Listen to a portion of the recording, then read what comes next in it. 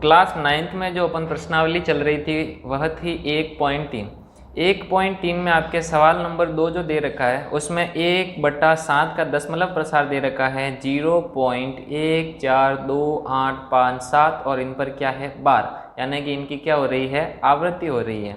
तो आपको 2/7, 3/7, 4/7, 5/7 एवं 6/7 का क्या निकालना है, दशमलव प्रसार। लेकिन भाग दे करके दशमलव प्रसार नहीं निकालना है। 1/7 का जो मान दे रखा है उस मान का उपयोग करते हुए आपको इन सब का क्या निकालना है, दशमलव प्रसार। तो देखिए कैसे निकालेंगे इसका हल।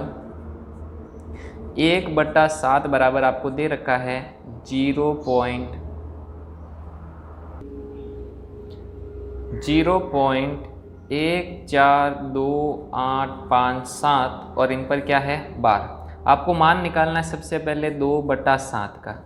2/7 को मैं ऐसे लिख सकता हूँ 2 गुणा 1/7, है ना।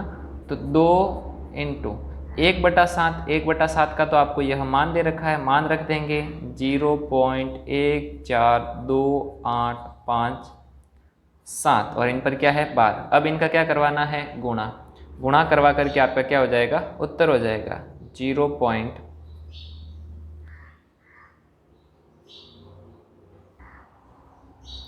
इनका गुणा करेंगे और गुणा करने पर आपको जो संख्या प्राप्त होगी 4175 और 28 और इन पर क्या लगा होगा बार, है ना। 0.285714। इसी प्रकार आपको मान निकालना है 3/7 का। 3/7 लिख देंगे अपन 3 गुणा 1/7।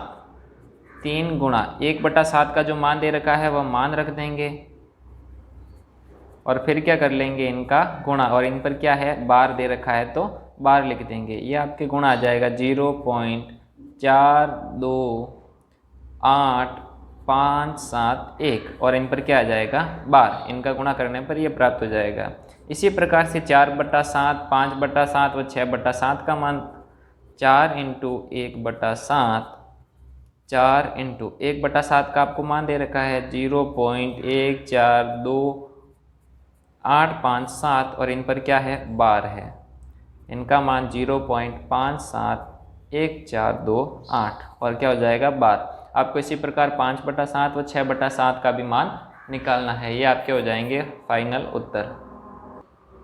अगला सवाल आपके तीसरा सवाल दे रखा है P/Q के रूप में व्यक्त करना है। P/Q के रूप में व्यक्त करना है, संख्या दे रखी है 0.6 बार, 0.47 बार, ये केवल 7 पर बार है, और 0.001 और तीनों पर बार। एक सवाल मैं आपको समझा रहा हूँ यहाँ पर, बाकी के 2 सवाल आपको होमवर्क में करने हैं। मान लेते हैं सबसे पहले, माना कि जो सवाल दे रखा है वह x है, x इक्वल टू 0.6 बार, x बराबर 0.6 पर बार है। अब आपको एक काम करना है, यहाँ पर जितनी संख्याओं पर बार होता है उतने ही 0 से दोनों पक्षों को गुणा करना है। जैसे कि यहाँ पर 6 पर केवल बार है, मतलब एक संख्या पर बार है, तो इस समीकरण को अपन 10 से गुणा करेंगे। यदि 2 संख्या पर बार होते तो 100 से, यहाँ पर 3 संख्या पर बार है तो 1000 से गुणा करेंगे समीकरण के दोनों पक्षों को। तो क्या करेंगे, 10 से गुणा। क्या करेंगे, 10 से गुणा। 10 से गुणा करेंगे दोनों पक्षों में, तो ये हो जाएगा 10x और ये हो जाएगा 10 गुणा 0.6। बार का मतलब क्या होता है, यह 6 लगातार चल रहा है। अब देखिए 10 इंटू एक्स 10x हो जाएगा, और जब 10 से इसको गुणा करवाएंगे तो ये देख लीजिए 6 6 6 लगातार चल रहा है। जब 10 को इससे गुणा करवाएंगे तो एक 0 से अगर गुणा होता है दशमलव की संख्या, तो जो दशमलव है वह इस साइड में, राइट साइड में खिसक जाता है एक अंक। तो इसको गुणा करेंगे तो 0.6 है, यह दशमलव यहाँ पर आ जाएगा तो क्या हो जाएगा 6.6। एक स्थान इस तरफ खिसकेगा तो 6.666 डैश डैश डैश डैश चलता रहेगा आपके पास में। ये हो जाएगा आपके समीकरण नंबर 2, और इसको अपन दे देते हैं समीकरण नंबर 1, है ना। x बराबर 0.6666, ये हो गया आपकी समीकरण नंबर 1, और 10x बराबर 6.666, ये लगातार चल रहा है, वो समीकरण नंबर 2। अब आपको क्या करना है, समीकरण 2 में से समीकरण 1 को माइनस करना है। समीकरण 2 में से समीकरण 1 को क्या करेंगे, घटाएंगे। घटाना किस प्रकार है देखिए, 10x समीकरण 2 दे रखा है, 10x बराबर 6 की आवृत्ति होती,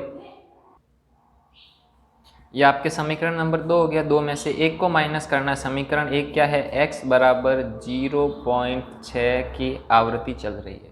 अब इसमें से ये माइनस करना है, माइनस कैसे करेंगे देखिए, 10x में से है ना, लेफ्ट हैंड साइड से लेफ्ट हैंड साइड माइनस होगा, राइट हैंड साइड से राइट हैंड साइड। 10x में से x गया तो कितने x, 9x। पॉइंट के बाद में दशमलव के बाद में 6 यहाँ पर भी है, 6 यहाँ पर भी है, तो ये सारे के सारे 6 क्या हो जाएंगे, 0। 6 माइनस 6 0, 6 माइनस 6 0, और आगे के जो है वह भी 0 हो जाएंगे। तो 6 में से 0 माइनस करेंगे तो कितना आ जाएगा, 6। x का मान निकालना है, पक्षांतरण करेंगे तो ये हो जाएगा 6/9। किससे कटेंगे 6/9, 3 से कटेंगे, 3 दूनी 6 और 3 तिया 9, तो x का मान आ जाएगा आपके 2/3। आपको 0.6 बार x माना था और इसका p/q रूप निकालना था, जो कि है 2/3। शेष 2 सवाल आपको होमवर्क में करने हैं। तब तक के लिए थैंक यू वेरी मच, मिलते हैं अगली क्लास में।